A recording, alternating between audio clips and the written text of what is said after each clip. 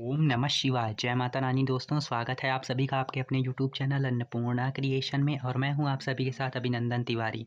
तो दोस्तों, आप सभी को आने वाली आंवला नवमी की ढेर सारी शुभकामनाएं। जैसा कि आप सभी को पता है, दीपावली के 9 दिन बाद आंवला नवमी का पावन पर्व मनाया जाता है। प्रत्येक वर्ष कार्तिक मास के शुक्ल पक्ष की नवमी तिथि को मनाया जाता है। इसे अक्षय नवमी, आंवला नवमी, कुष्मांडा नवमी, धात्री नवमी कई नामों से जाना जाता है।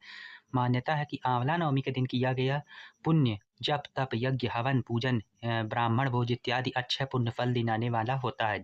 अक्षय यानी जिसका कभी क्षय ना हो, कभी भी नष्ट ना होने वाले पुण्य फल के बराबर इस दिन की पूजा, उपासना और दान पुण्य को माना गया है। आंवले के पेड़ की पूजा करना साक्षात भगवान विष्णु की पूजा करने के बराबर फल दिलाने वाला है।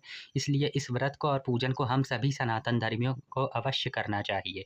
ये जैसा कि आप सभी को पता है, इस बार 30 अक्टूबर दिन गुरुवार को कई सर्वार्थ सिद्धि, अमृत सिद्धि और वैधव्रत योग में आंवला नवमी का पावन पर्व मनाया जाएगा।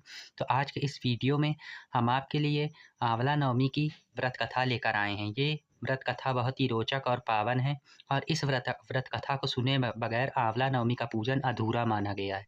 तो चलिए हम लक्ष्मी नारायण भगवान का जयकारा लगाकर आंवला नवमी की व्रत कथा की शुरुआत करते हैं। बोलो लक्ष्मी नारायण भगवान की जय। तो दोस्तों, बहुत समय पहले प्राचीन काल में एक सेठ सेठानी रहते थे। वो बहुत अमीर थे। सेठ जी बहुत बड़े व्यापारी थे और सेठानी बहुत रईस थी। सेठ जी का और अपने सेठ सेठानी का परिवार बहुत बड़ा था। उनके 5 बेटे और 5 बहुएं और नाती पोते थे।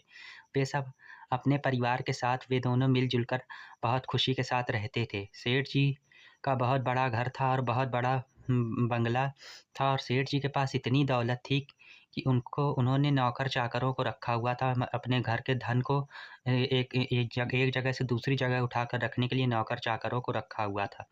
सेठ जी और सेठानी जी बहुत धार्मिक प्रवृत्ति के थे। वो प्रतिदिन पूजा करने के बाद सेठानी एक सोने का आंवला दान करती थीं और उसके बाद ही भोजन करती थीं।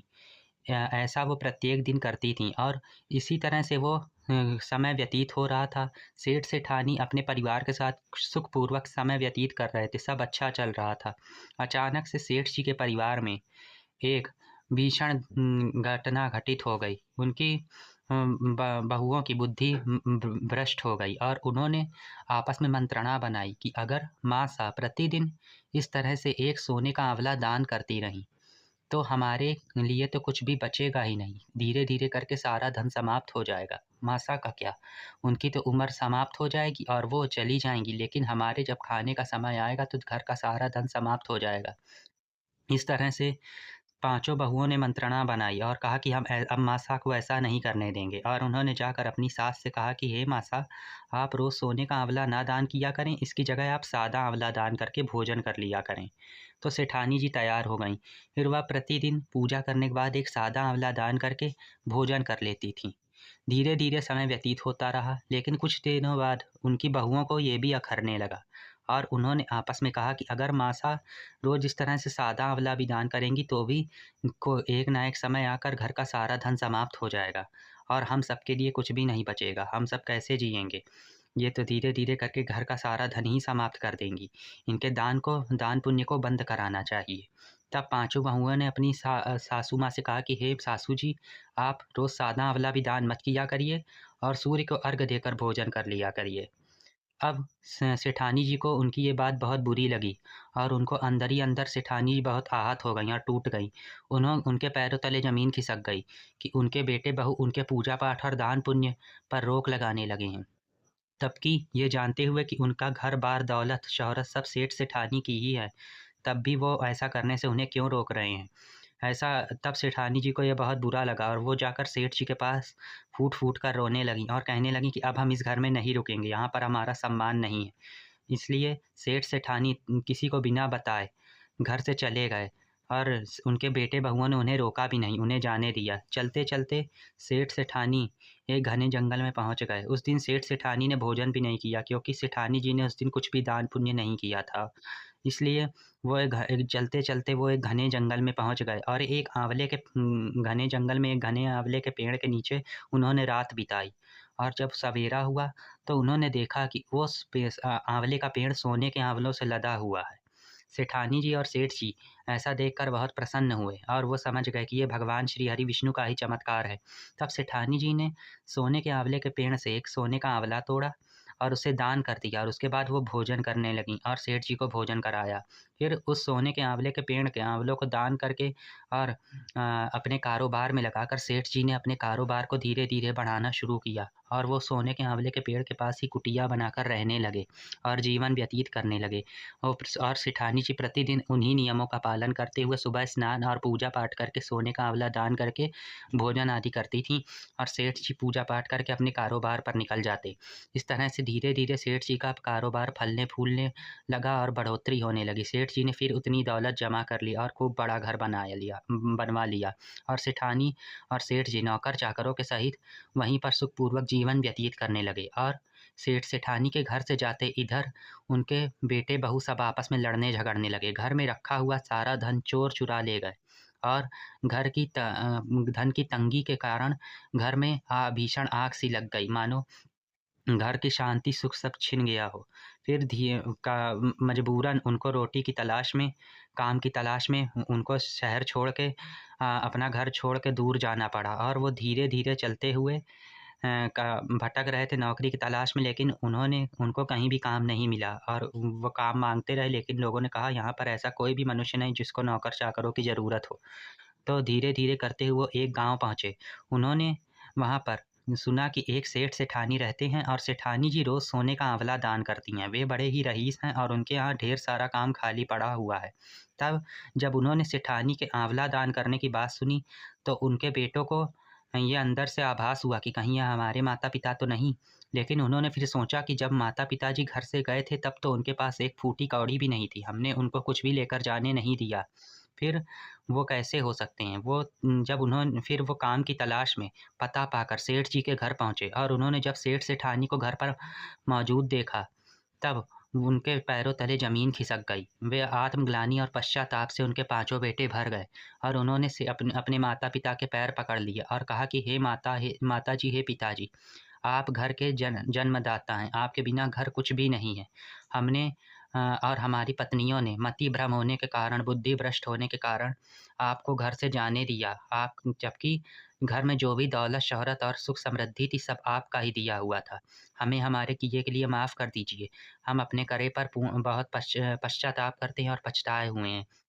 आप कृपया करके घर वापस चलिए। तब सेठ और सेठानी जी ने अपने पाँचों बेटों को अपने गले लगा लिया और उन्हें माफ़ कर दिया।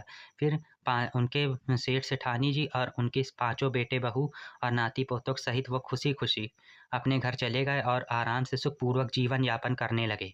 और इसी तरह से हे भगवान श्री हरि विष्णु, जैसे आपने उन सेठानी पर और उनके परिवार पर कृपा करी और उनके घर की खोई हुई सुख समृद्धि को वापस लौटाया, तो उसी तरह से जो अक्षय नवमी, आंवला नवमी के दिन इस आपकी पावन व्रत कथा का श्रवण करे, सुने, दूसरा जो हुंकार भरते हुए इसे आंवले वृक्ष के नीचे सुने, उसके घर में भी ऐसी ही दौलत, शोहरत और सुख समृद्धि देना जैसे आपने सेठानी के घर में दी थी और उसके घर में भी इतना भरा पूरा और फला हुआ परिवार देना जैसे सेठानी का था।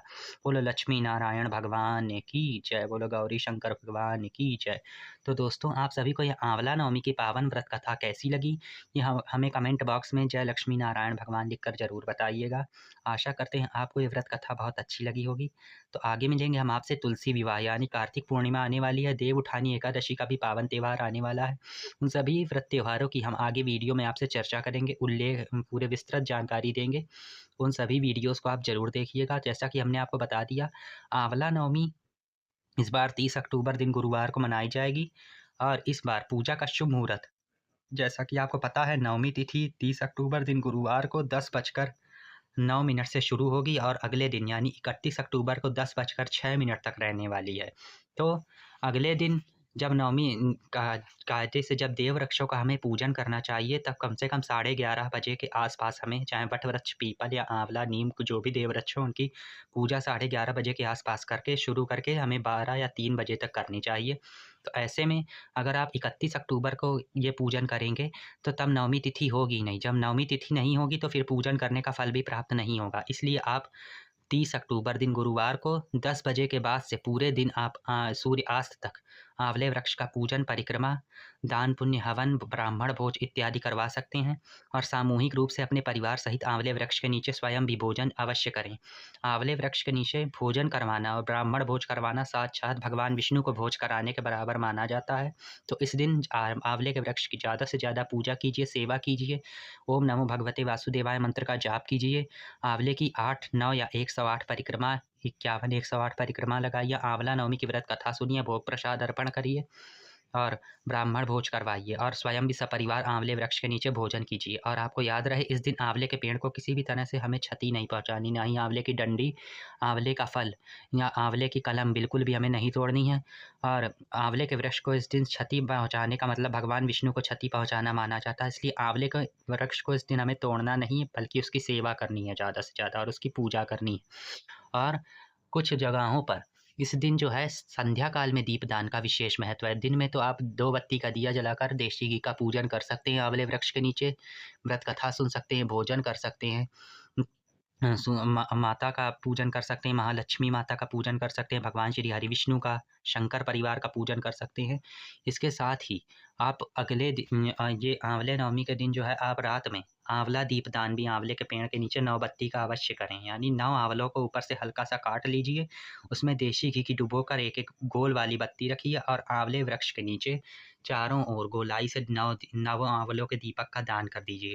यानी उन्हें जला दीजिए। ओम नमो भगवते वासुदेवाय नमः मंत्र का जप करते हुए जला दीजिए। 9 आंवलों के दीपदान का फल हमें चौगुना होकर मिलता है। हमें इस दिन अगर हम 9 आंवलों का दीपदान करते हैं तो हमें 1008 दीपदान करने का फल मिलता है। तो इसलिए आंवला वृक्ष के नीचे हमें सायंकाल में आंवला दीपदान ज़रूर करना चाहिए। और दूसरी कथा आंवला नवमी से संबंधित इस प्रकार है कि एक बारी माँ लक्ष्मी भ्रमण करती हुई जा रही थीं और उनको रास्ते में भूख लगी।